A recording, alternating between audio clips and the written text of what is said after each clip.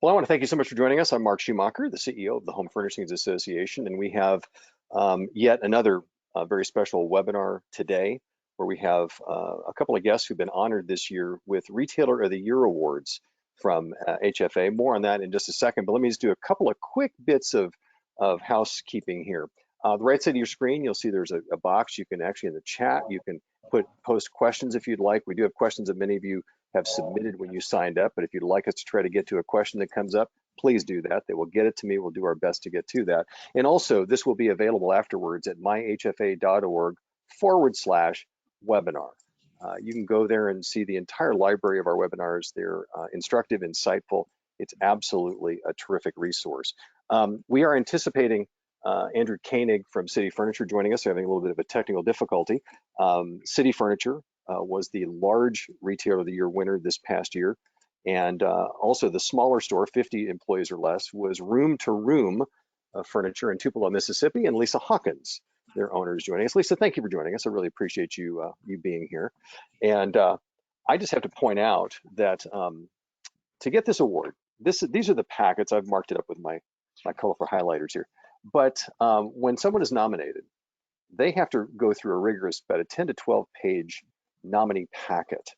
And it's interesting because Lisa wrote this one, Andrew, wrote his as well. So it's really kind of great to see this stream of consciousness go through. And first of all, Lisa, I just want to ask you, when you had to fill that out, what did that do for you from the standpoint of realizing everything that you do that you don't necessarily focus on a daily basis? It was a great time to reflect and think about what we did and how to improve ourselves going through that process. Just wondering what other people do. I'm very simplistic in the way that we run our business. Just mainly it's people for people. And the thing I want to point out, by the way, is that the reason I think that this particular webinar is something that's garnered a lot of interest is because everybody in our industry, every industry, but our industry is what we're talking about here, is just clamoring for insights. And so what I plan to do here is not only get to the questions that so many people have sent in, but since we have you and Andrew coming on in a moment, since we have that and can talk to you about some of the things that really made you stand out among the rest as far as excellence, I think there's a lot to be said here for what other people can pull from that. I've got your packet here, and I think it's really interesting that, first of all, you talk about Southern hospitality, and I've been to your store, and I was there to award you this honor. But the thing that I was struck by is the entire, it seemed to me, Tupelo community was represented there at that event. Talk about how you really garner that, because every business owner that's listening to this is always looking for ways to really connect to the community. How did you do it? Because clearly it's a huge piece of what makes you successful. Well, I'm down here in furniture world too. Promotional furniture is made right here in this North Mississippi area. We're very involved with the community. I serve on several different boards. I'm just so blessed to have the opportunities that I have, and the people that we have here at the store are just absolutely amazing.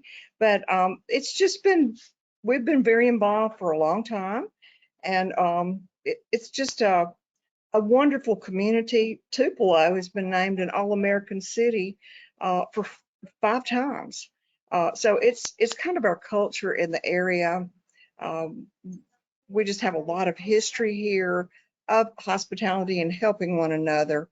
So we had great leadership in the early days of Tupelo, and I've been lucky to know a lot of those people. Well, I mean, I think it's a testament to being involved in the community, because clearly that helps you. Let's be honest, it helps on the business side of things, no doubt about it.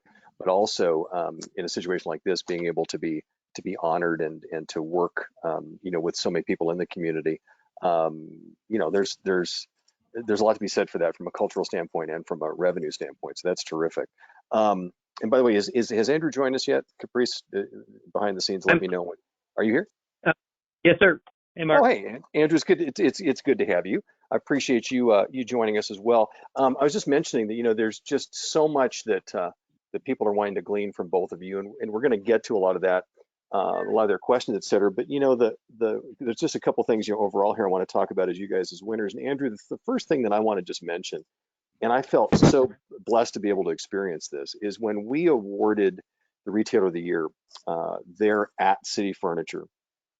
I thought it was rather extraordinary that you had brought together a number of your key leaders. This was one of the first times they'd been together since the pandemic had hit. And what I witnessed was you taking advantage of that and looking at this group and saying, all right, well, let's talk about how we got here, how we went through these last couple years of disruption. And the give and take was wonderful. And I could just see you drawing that out of your team. What is that I saw? Is that typical of your leadership style? Do you feel like that's a real good example of how connective that you think a leader needs to be with his team? Yeah, absolutely. We call it reflection. We like to force reflection to really kind of soak in the learnings, the lessons, the failures, or in this case, you presented us a really awesome award, and it was a great opportunity to kind of really reflect on the past couple of years. And I had to pull everybody together, and it was really kind of the first time all of us getting together and just kind of really sit back and just stop and like really sit down and think and reflect, and good times, tough times, great times, you name it. And I think it's really important to building a culture. Sometimes we can be a restaurant, right? Like you only remember the last meal, but hey, we want everybody to remember like the last 50 meals, 2 years worth of meals. And there was a lot of good in that challenge that we really wanted to make sure that got into our key leaders to really sink in deep there, because I'm sure everybody on this call just knows it was extraordinary times. The team did an extraordinary job, and the fact that you awarded us such a cool award was just like the icing on top of the cake. Appreciate it very much. But it's interesting too, though, that we're talking about a time now, and this disruptions continue, when keeping and motivating good people is really a top priority, and it's a challenge for everybody. And I think what I witnessed there was a really great moment of how a leader can do that. And at least that I want you to chime in here, because I saw the same thing when we were at Room to Room.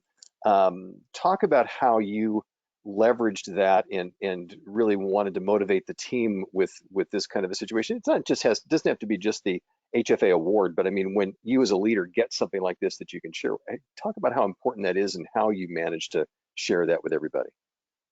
Well, it's not about me. It's about our team and our people that have been here with me for 20 years. Many of them began with us in the beginning, and they are the reason that I think we were honored. And what an amazing honor! I was very shocked, as I'm sure you could tell, when you gave me a call that Saturday to tell me about the award. Uh, our people, I just cannot say enough good about our folks. It has to be reflected on them, and they have to know they're doing a great job. Sometimes I think I'm remiss about that. I need to be bragging on them and letting them know each and every day how important they are to the business, and they are my family. Well, and we've heard so much in these times, these last 2.5 years, how much leaders need to show empathy and deal with these fears that everybody has about whether it's the economy or whatever. And I think both of you have shown a really great example there of how to help overcome that by just engaging your teams. Before I stray too far from these amazing packets that you both had to fill out, there are some great takeaways. Not only is that initial takeaway about leadership a great one, but Andrew, I gotta say this, and I pointed this out when I was there with you and your team, is that one of the things you talked about in your company culture were these 7 core values: entrepreneurial spirit, family spirit, mutual trust and respect, teamwork, customer focus, continuous improvement, and giving back. And the one thing I noticed is, as you hierarchically list those these are your 7 core values, is those first 4: entrepreneurial spirit, family spirit, mutual trust and respect, and teamwork. They come before the customer focus piece. So it tells me that those areas are also critically important for how you nurture your team. Can you talk a little bit about that? Because these are powerful values, and I think that you've ranked them purposefully, but give us an idea about that. Yeah, definitely ranked in the order that we think is most important to us. And, our journey for the last 51 years, it started with a couple entrepreneurs starting our business, selling yo-yos on the street corner, and then turned into Waterbed City and, City Furniture and a few other businesses we're in. So, that's at the core. And we definitely use that entrepreneur spirit throughout the last couple of years with COVID and the pandemic. But, the mutual trust, respect, the teamwork, those are just natural. Like we gotta take care of ourselves first before we can take care of the customer. And, we are one big family, and, it's kind of, that concept of getting your house in order first, before, you can even consider trying to have a great customer experience. So, that's always been our philosophy: take care of our people, and what do you know? They do a great job for our customers. They do a great job for our community. So, very well intended in who we are as a business. And I think it's very clear by the way that you lay that out too, that it's something that's not just values stuck on the wall. I mean, it's clear from other things we're going to talk about today that there's action behind all of these. It's not just to check boxes, which I think is fantastic. Lisa, this is for you. It's a little bit different. You've got a single store. It's a beautiful store, by the way. When I went in there, the thing that I noticed about your team is you talk about, Andrew talks about entrepreneurial experience, spirit. I love the fact that I felt like every team member I met owned a piece of your business. So is that true? And if so, tell us how you nurture that, because that's a great team builder for anybody on this call. Well, each and every person that's involved with us here at Room to Room is running their own business. They realize that their pay comes from how well things are done. We do reward systems, but especially our sales team, they are running their own business. And I think it's so important for, they always say, the customer's always right. And that's not necessarily always true with what we do here at Room to Room. My people are what matter. I don't want them to be abused or talked negative to. Good employees are hard to come by, and supporting them and taking care of them, I know that if I do that, then they are going to take care of the customers. It's just a complete circle, and they are our family. We spend more time with them than we do our own families many times. I mean, I love that, giving them that kind of feeling of ownership. When we talk about, before we get off this subject about leadership in your teams, Andrew, one of the things that you billboarded that I don't know that most people are aware of is your CFOS, your leadership training program.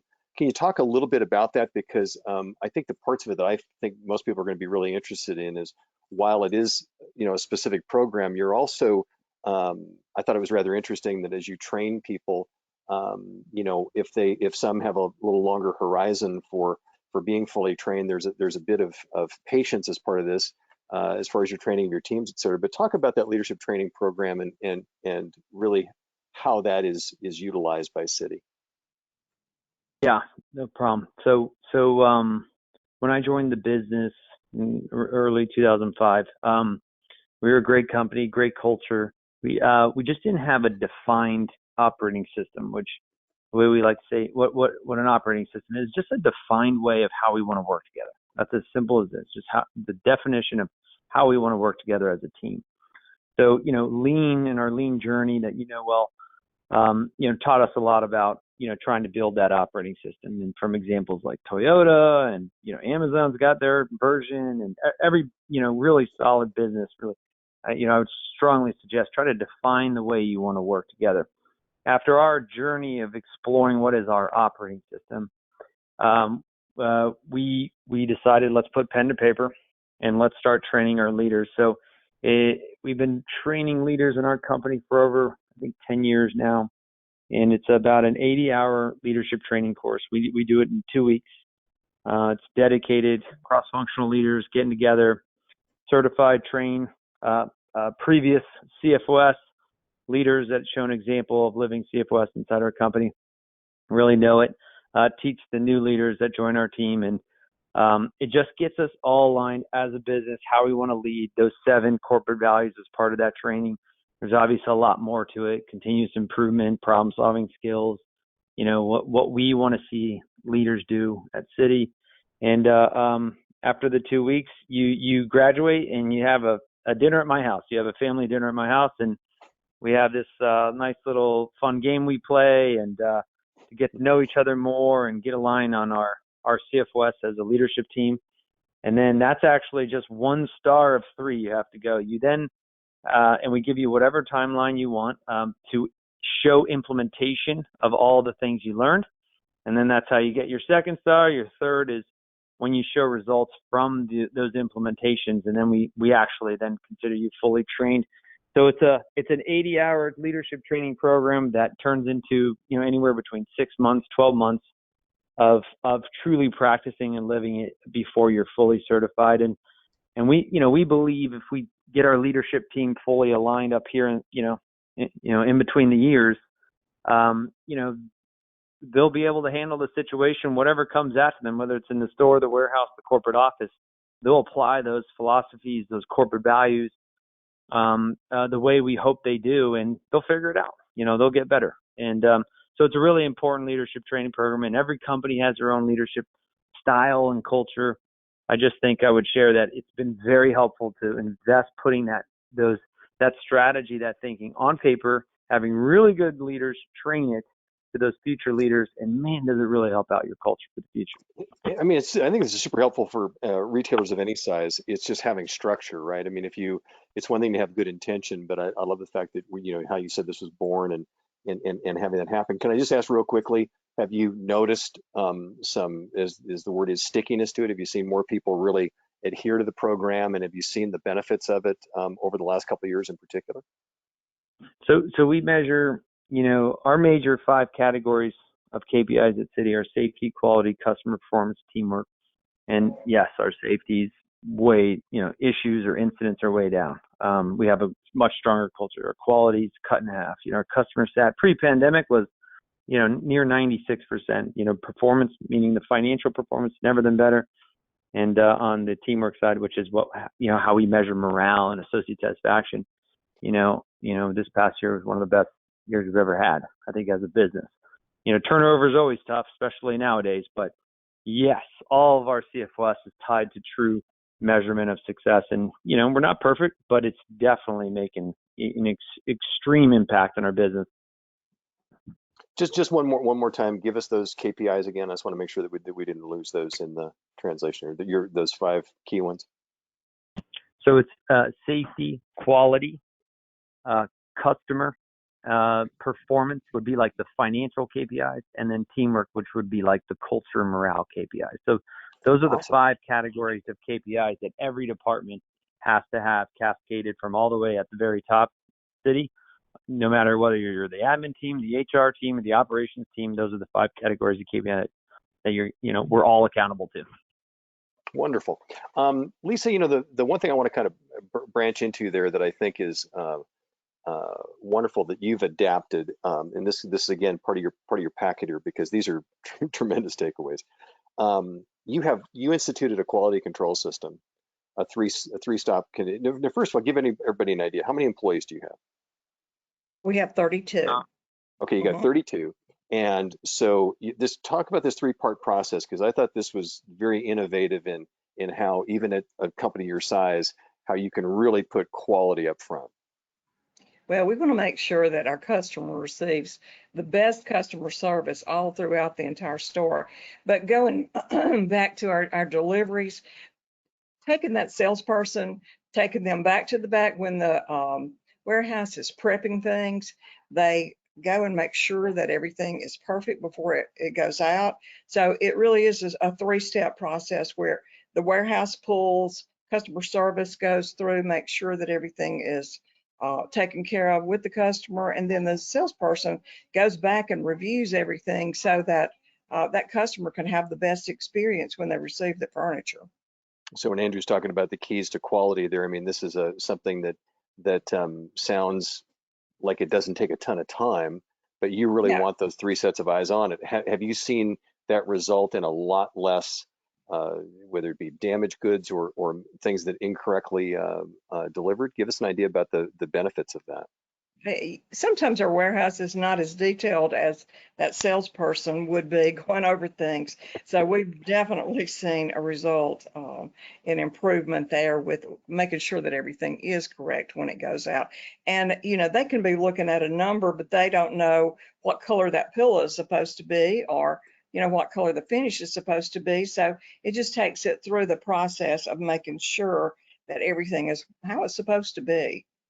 Gotcha. I love that, and I think it's one of those things where you've like you said, you've seen a difference, and that's terrific. You know, and Andrew, one thing also in your packet that I thought was um, really terrific, and this is also talking about in a lot of you know, the facts about your KPIs, et cetera, is there's also a high level of transparency. You mentioned about the fact that your customer satisfaction goals, um, everybody knows it. So talk a little bit about how important you think it is for the entire team to know a lot of these key, you know, performance indicators so that everybody feels invested and they understand what their role is. Yeah, there's tons of benefits of being fully transparent with your associates, what even financials, profitability, sales, customer sat, you name it. And we believe, you know, our CFOS culture is about, you know, we're smarter together. And if everybody knows a problem exists, it's there's a safety issue here, or financially we're not hitting our profit targets, or whatever it may be. If people are aware there's a gap or a problem or even a success, they're going to react better to it versus not knowing. And you know, I don't know how many people out there. You know, back in the day, our associates just assumed we made tons of money. You know, oh, you make tons of money. No, we're in retail. Retail's tough. Retail's pennies. You know, Mm, and you know it costs money to grow and all these things and health insurance, you name it. So, man, just getting everybody fully aware how the business is doing is it actually relieves a lot of stress off my shoulders because now we're all in it together. Let's figure it out together. I don't feel like I have all the pressure on my own to increase sales or do this or that. Hey, everybody knows what's going on. All right, now as a team, let's figure it out and solve some problems to get better. yeah, it's interesting because last week we had a conversation with Irv Blumkin and Todd Wanick and Nebraska Furniture Mart on their intranet.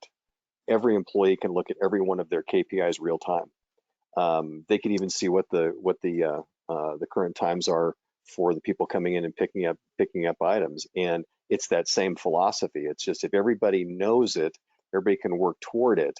I love what you just said, Andrew, about it. You know, makes your job easier because everybody's included in, you know, in this. Lisa, I'd love to get your thoughts on that as well, and if those are some things that you utilize too, so that everybody knows what the goals are and what the needs are. Oh, we do. Of course, in sales meeting every day, we go over our goals. But one of the funniest things that I thought we did, I was just, you know, I never really knew how much money they thought that we as owners made.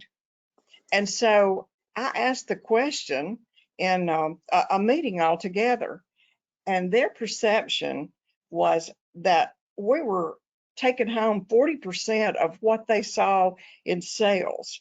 You know, 3 to 5% is normal and in the business, and most of my salespeople make a larger commission than that. They were definitely shocked over the real numbers.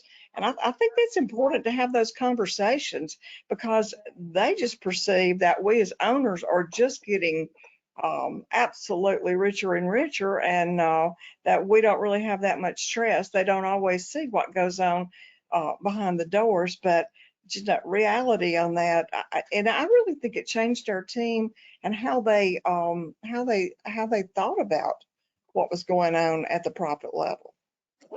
Yeah, I think you both have hit on something really, really important. And you're not, neither of you are doing it so that people understand that more, but it's a great byproduct to understand that everybody benefits, as Andrew said, from, you know, from that success.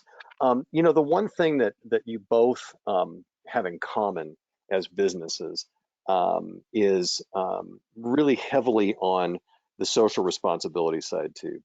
And I'd like to hear from both of you on particularly frame it in these last couple of years with all of these pressures and all of the ups and downs in sales and demand, and all these things you've been dealing with customers, et cetera.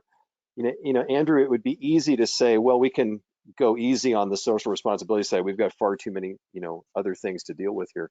But talk about the importance of that, because my gosh, if people aren't aware of the things that Citi does, it's pretty unbelievable when it comes to everything from your 5% giving pledge and green promise and your corporate responsibility. Talk a little bit about how you've stayed focused on that, even when there's a lot of other things that could be taking your attention.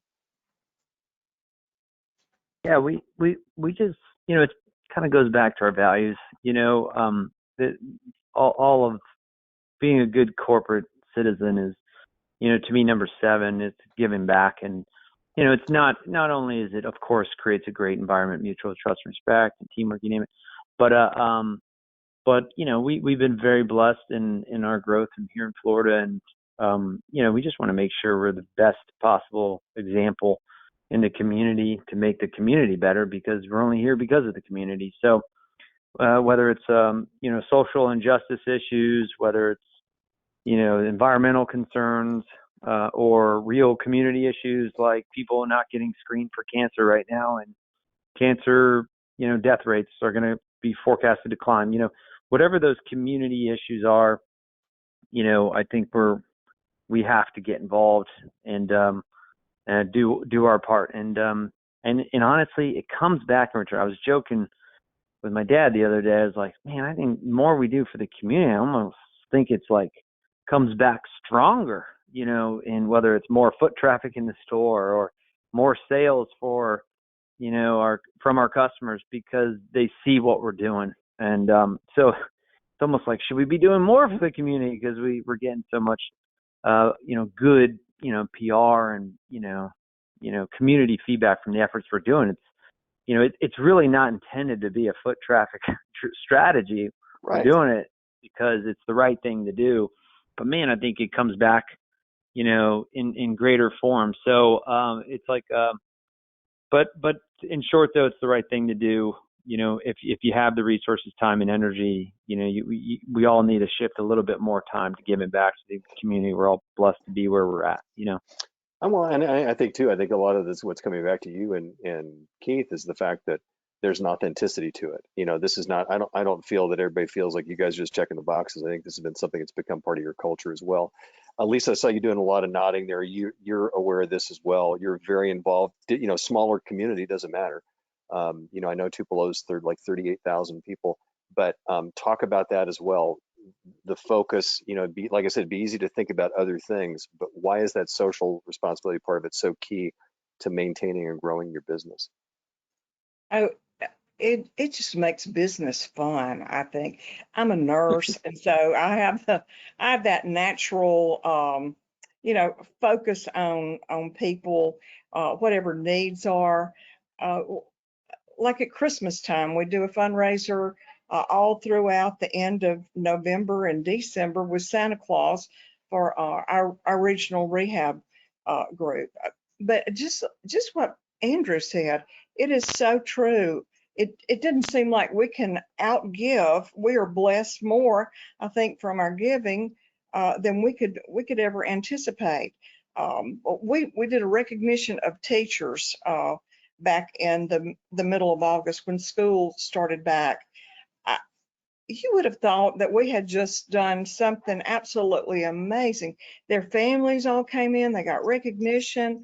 But I'm with Andrew. You don't do it because you're trying to get foot traffic or get, people to buy from you. You just enjoy it. I think that's just a wonderful point, because it would be easy to cut back on that aspect of the business, but you both wear it on your sleeve, and it's look, you're connecting with the community in meaningful ways, and you happen to have customers in your community, so I think that's great. I'd like to get to some of the some of the questions that have come in. I'm going to come back to your packets in a minute because there's a few other things I want to talk about. But knowing that the two of you are going to be on here, I don't blame any of the retailers that are joining us for wanting to get a little bit inside your head a little bit. And Andrew, this is a very broad question, but this is one that came in. So what do you think are the opportunities going into 2023? This has been an uneven year. A lot of people are thinking next year is going to be kind of uneven, but what do you think are going to be the opportunities for retail furniture companies coming up into 23? Yeah, I think, I'm like everybody else, watching all the forecasts and reading and watching, the experts on TV. So I think number one is I think we should be, aligned that it could be a choppy, continued uncertain year. So that's number one. And then, I think the opportunity is, in our opinion, is, okay, we got to focus. We have to be careful. But what are those few vital things we really have to execute on? I think when you're in a good growing economy and a lot of consumer confidence out there, you can kind of be a little bit more aggressive. In this year, I think, we want to be very strategic with every single second, minute of our day and working on the right problems to solve. And, tightening up our investments in areas that maybe are a little bit more longer term focused, and let's get a little bit more short term focus here to navigate, what we're thinking is the next 6 months of potential continued uncertainty. But there's a lot of positives, freight rates coming down, we forecast that to continue, and shipping costs could get more realistic going into next year. So, but there's also some challenging, metrics that still seem to be looming out there. So, I would suggest, everybody's business and everybody's situation is different, but we're going to be very focused, rather than knocking out 3 or 4 or 5 things, and, let's try to do one really well, and get our team really laser focused, and let's get through what my CFO, who 41 years, says is, hey, this is probably his top 4 most uncertain years he's ever seen in his career, 3 or 4, I think he said. And he's a super smart guy. So I want to be very cautious when where it's hard to read the land exactly what's going to happen. Is growth going to be 1-2%, down 1-2% next year? Who knows what the economy is going to do? But let's be very careful with every second, minute, and every penny of investment that we got.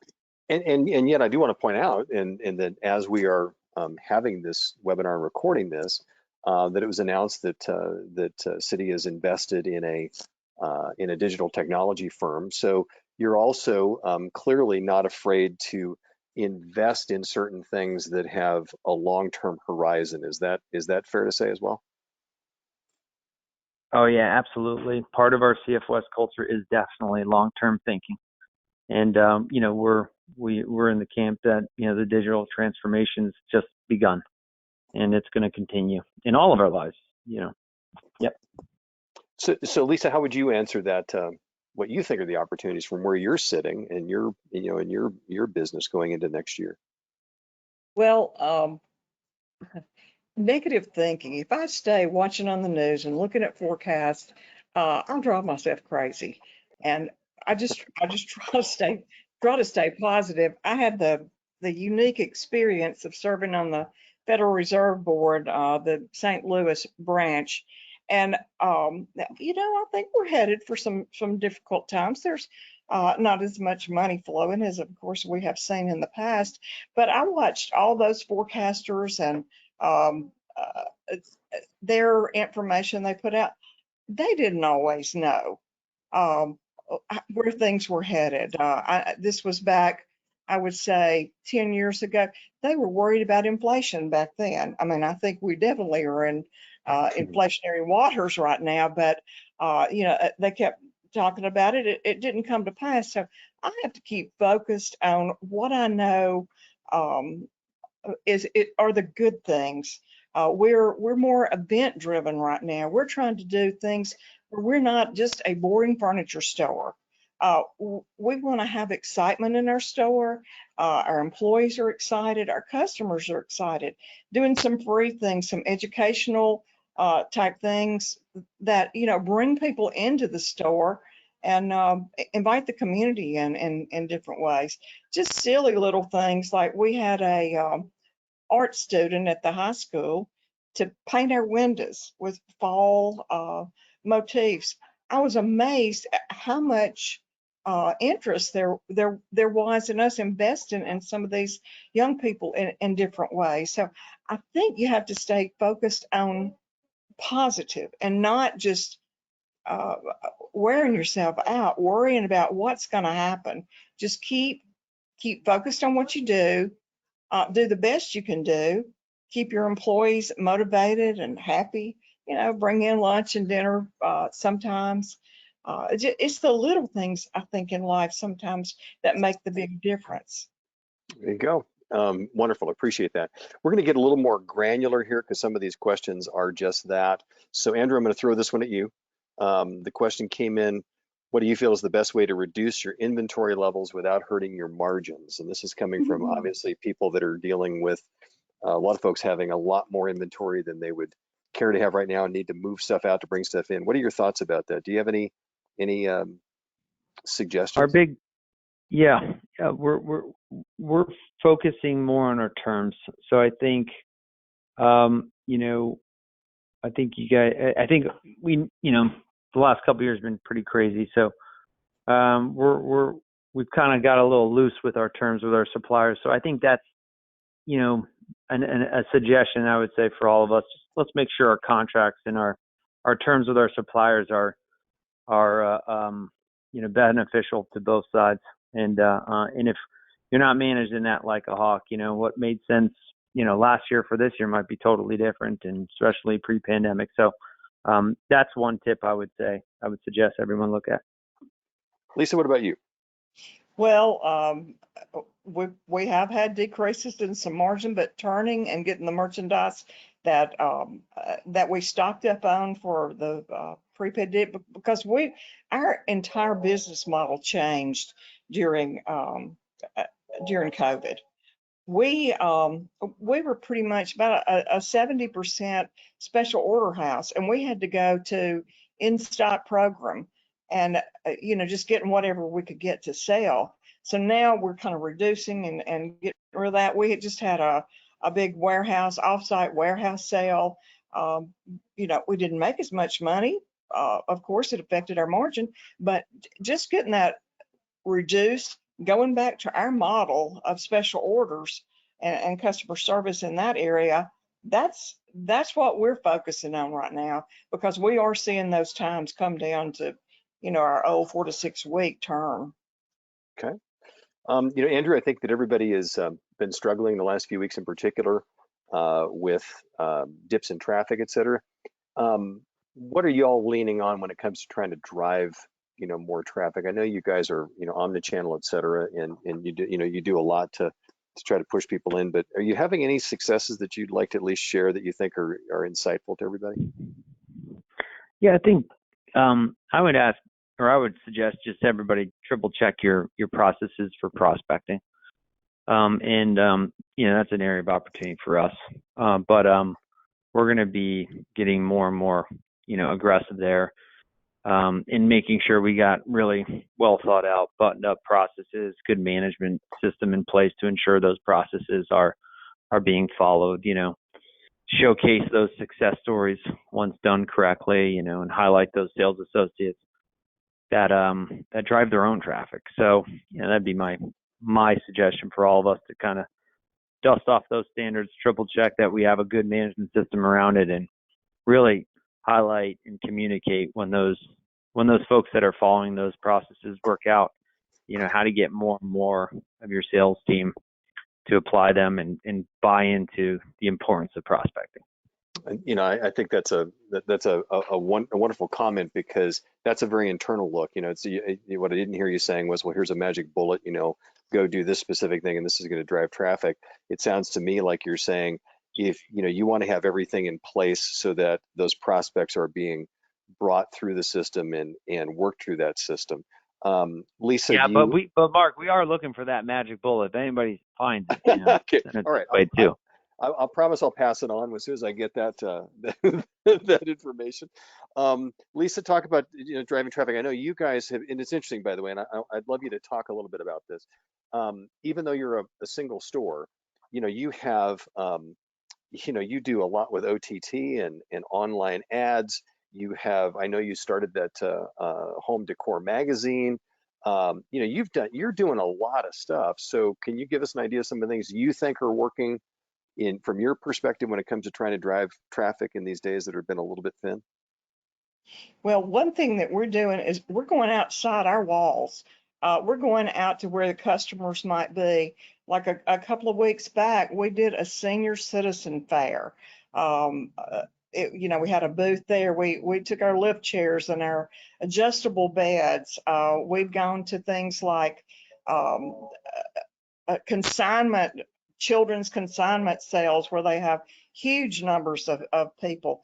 Data is so important to us.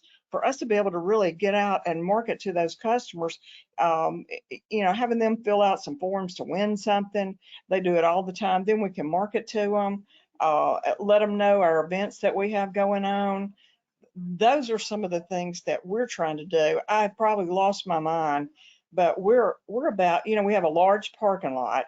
So we're going to have a fall festival in the parking lot, and I'm going to be out of town at market, so my employees are probably going to be ready to hang me when I get home. But we have invited craftsmen, vendors, church groups that want to raise some money for their group, and put that out in our parking lot. They can have their own little tent and set up, and I think it's going to generate a lot of traffic. They may not come in the store and buy then, but we just stay top of mind with some of the crazy things that we do. Andrew, I'd love to get your reaction to this because Lisa's talking about these things being crazy things or silly little things, and I think that there's some really great lessons in all of this from what she's doing in her community. What are some thoughts you have? Oh man, we have we try to have a major presence in the community in all aspects of our business. Whether it's helping recruiting efforts, internships to junior achievement, the local colleges, technology, conferences, businesses. I mean, it's the needs are different in our community, but we try to find those right partners that are synergistic to our business, that make sense, that are authentic, and where can we add value. And we have a strong community team that forces all of us, and they force me and the entire team to really get out there and participate, and it comes back to us, like I said earlier, tenfold. So it's a community strategy. Partnerships is a critical thing to do for sure. And I love that because we're talking about two companies here, very different scales, but yet still a lot of commonalities in what we're talking about. So I think it's interesting that we keep getting back to these questions of these points, I should say, of really talking about how important that community connection is as a way of not just doing the right thing, but driving business. I think that's absolutely wonderful. Boy, a lot of great questions are coming, and you guys have been sparking quite a bit here.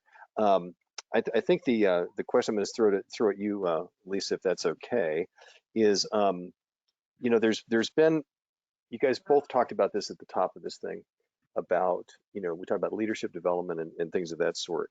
We do know though that it's hard to find good people when there are openings. And you and I spoke back earlier this year about the fact that it's great to brag on the fact that you've got a lot of long-term employees, but it's scary because if you lose one, what's going to happen? So can you talk a little bit about, the other retailers out there want to know what are you finding to be the successful ways that you're at least, finding some new people or prospectively, connecting with some good, solid, new employee prospects?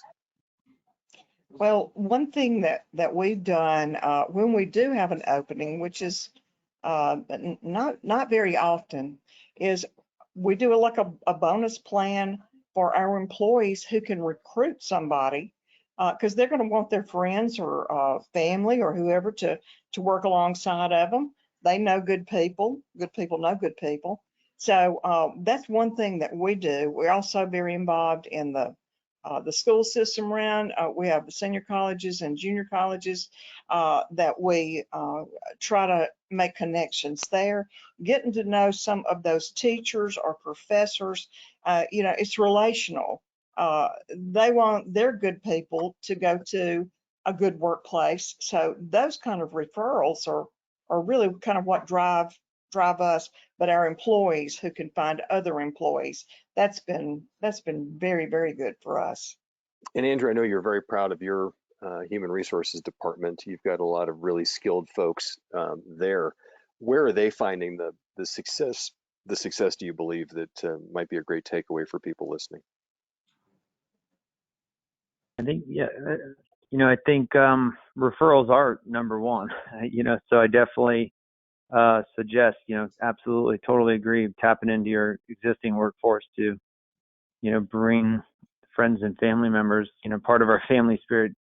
We love when, folks bring their husbands, wives, kids, and we celebrate that. So tapping into that, and HR does our recruiting team does a great job there. But I would say the second thing is, just the right local partnerships. So they will actively find the right schools, organizations that are strong in the community, build those relationships, and we're really bullish on our kids university, what is it called, college recruiting program. And a lot of our senior leaders over the last 20 years, when I look around, it's like, wow, majority of them are from those programs and from those existing partnerships in those schools. So those would be a few of the ideas that I think have really helped City. I think that's terrific. And I've got I'm going to go right back to you, Andrew, because we got a great follow-up question here to something that you talked about earlier. And then Lisa, I want you to jump in too. You talked about, keeping focused, which, on the things that you do well, et cetera. And then how much you invest in your team. The question is that, can you give an idea about, what are some of the best ways to do that when we're going from disruption to disruption? I think that it seems like everybody's trying to really manage through that. So how do you keep that focus and keep people fresh when, you go from one issue to another. That's what the last 2.5 years have been. Yeah, I think, personally, I think it's about having the right goals. There's a lot of noise and disruption and change going on in the world, and definitely all of us have been feeling that last few years. And hopefully it'll settle down, sooner rather than later, hopefully. But what keeps me sound is just making sure I'm looking at the right goals every day, and I'm focused on the problem-solving activities I need to take in order to hit those goals. Versus, what I see sometimes, even myself, our team, we make mistakes of, trying to solve every problem. And it's like, you can't. I know you got that customer issue over there, or that system process problem over there, or whatever it may be. But stay focused on those goals. Stay focused on those strategies to achieve those goals. Believe in your plan, and pick your head up every once in a while, some frequency, scan the world. Okay, still got the right goals, still got the right strategies. All right, let me get back to it. I sometimes see mistakes when we get distracted and try to go after too much. Hope that makes some sense. No, it does. Absolutely. Lisa, you want to jump in on that? Well, it's kind of like eating the elephant one bite at a time.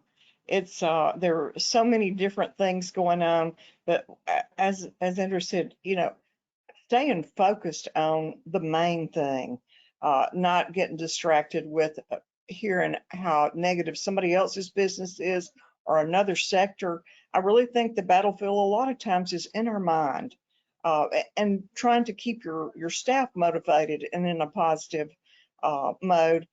Something my sales manager has started, you can't be unhappy if you concentrate on what you're grateful for. So on Monday morning meetings, we focus on what we're grateful for. What were the good customer experiences? how we've made a difference in somebody's life. I have found that that is just really sets the mood for our week going forward. But sometimes it's little things like that that just keep us focused in a positive way. Well, and it's these are things that anybody listening to this can certainly try in their own business. Um, Andrew, another great question here. You talk about focus and keeping your team on those goals. Do you pay much attention to the competition? Is a question that came in.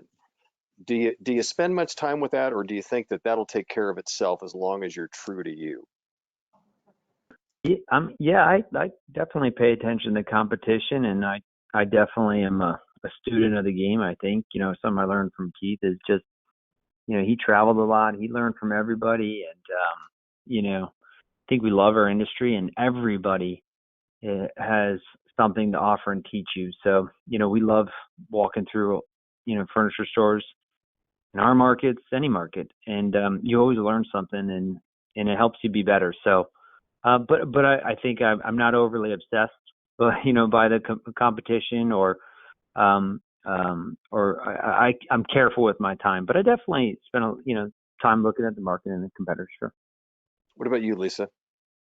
Of course, I watch what's going on in my marketplace, but I've also found that if I'm part of a buying group, Furniture First, and we have performance groups. I know there are a lot of other performance groups that are out there, but going out and learning best practices from people who are in the business has been very, very beneficial to me.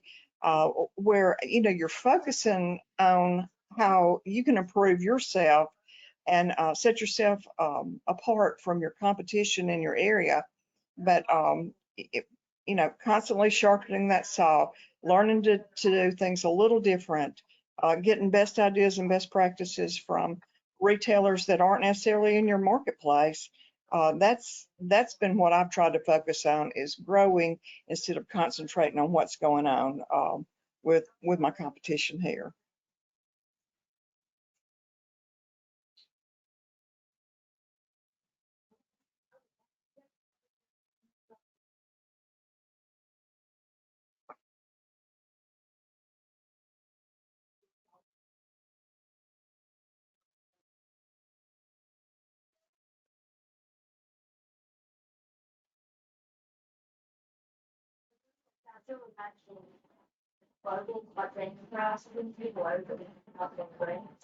That might be what it is. Actually, now that you say that, I remember somebody calling and saying that it literally something like that. And I think that, yes. Mark, you there, buddy?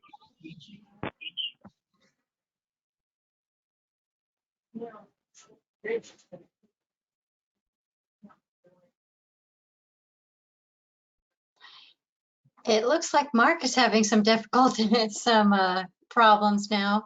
Why don't we, since we just have a couple of minutes left, Lisa and Andrew, can you talk about what this award has done for your business this year, and maybe how you've utilized it within your community or helped in your marketing efforts? Want to make sure. It's just one item that I know of that I. Are you trying to wake me out, Andrew? We use it in all our marketing plans. It's been phenomenal how our community has responded to it. It was covered by all our media, but we do use it on all our promotional materials, and I think we will for as long as we're in business, because what an honor. So unexpected for us. We're very, very thankful, and can't say enough compliments to being recognized in this way. Yeah, absolutely. And we like to brag internally to our team, and we use it as a major reminder to our team to reflect on what a company we've all created together. And I think it helps, just makes you feel good to be a part of a good business, a good winning team. Getting recognized by you all is been awesome. So I'd add that we like to use it internally to keep that motivation going, keep that culture going, because that's what we want to see.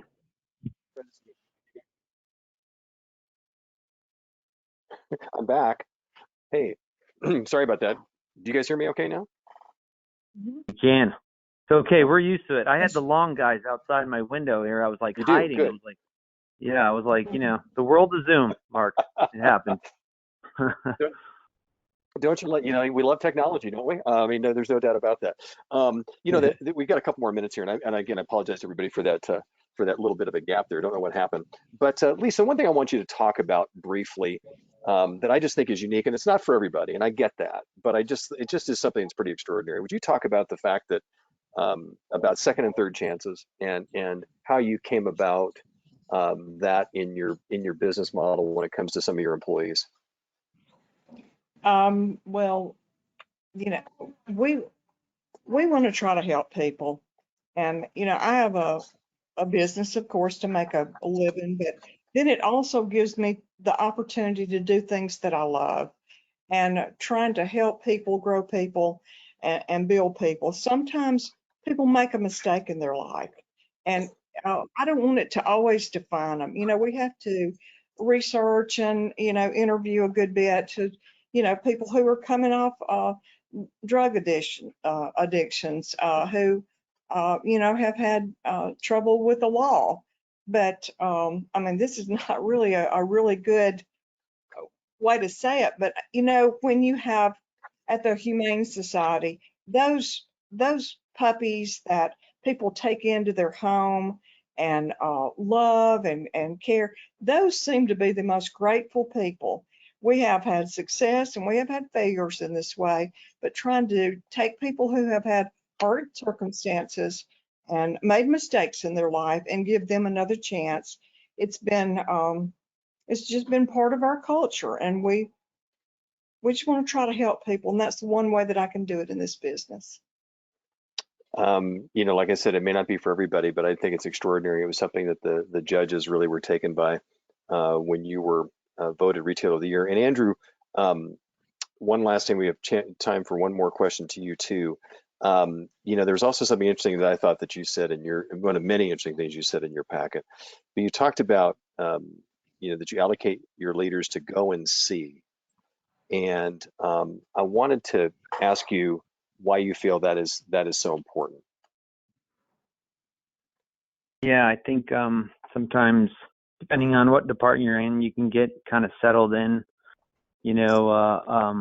whether it's your office or this world of Zoom. And we're big believers of being in the Gemba. That's what we call the place where the work really happens, in the showroom floor, in the warehouse, you name it, wherever the customer is. And that's where you learn the most. And that's where you see the struggles, whether it's the customer struggles or the associate struggles or the major opportunities, or like we talked about earlier, going to visit other, retailers in your industry or not your industry. If you get out there and you go and see, you're going to learn a lot, and you're going to come out stronger and smarter and know what you need to do to improve for your people, your customers, or your community. So you've got to have a strong culture of going and seeing. Appreciate that. I want to remind everybody that the Retailer of the Year for 2023, that those nominations have opened. We have Retailer of the Year, which both Lisa and Andrew were winners of in their teams. Trailblazer, Emerging Star Partner of the Year, Manufacturer of the Year. It's really simple. Go to myhfa.org/ROTY, which is Retailer of the Year, and you can nominate folks there. I just want to say a huge thank you to Andrew Koenig, the CEO of City Furniture, and who's not just an incredible innovative CEO, but also very supportive to us, as is his father Keith and the whole team there. So we thank you for that. And Lisa, it was just impressive to see your business in Tupelo, Mississippi. And I just hope you take out of your vocabulary these crazy, funny little things, because all those things you talked about are tremendous building blocks to your business. But thank you both. And I also want to say, as I always do, we wish everybody that's taking part today not only good health, but great sales going forward. On behalf of everybody here at HFA, I'm Mark Schumacher. Thank you so much. We will see you next time. Thank you. You bet. Thanks, Mark. Thanks, Andrew.